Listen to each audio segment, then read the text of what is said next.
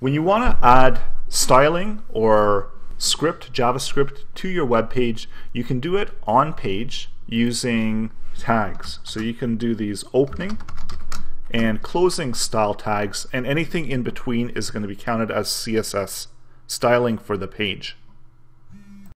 And as we had indicated in the previous example, so style sits in the head section of your HTML. You can also link out to an external style sheet, and that also is commonly done within the head section. And style will contain CSS styling.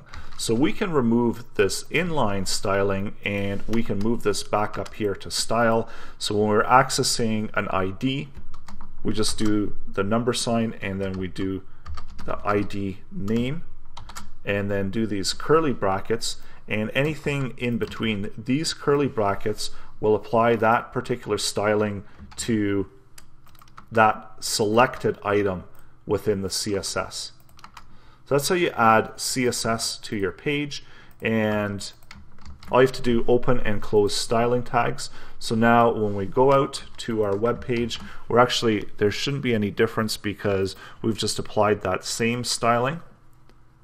And we see when we refresh it, we are applying that styling to the page.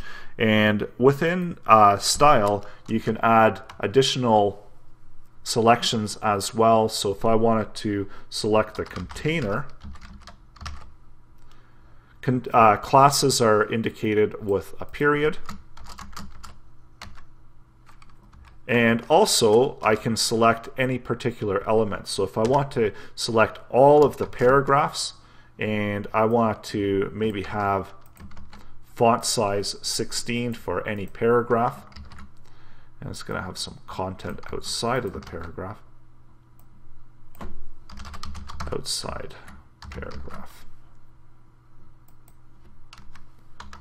And now we can go back out and we can see how that style is being applied, and we see that the paragraphs get that certain size applied.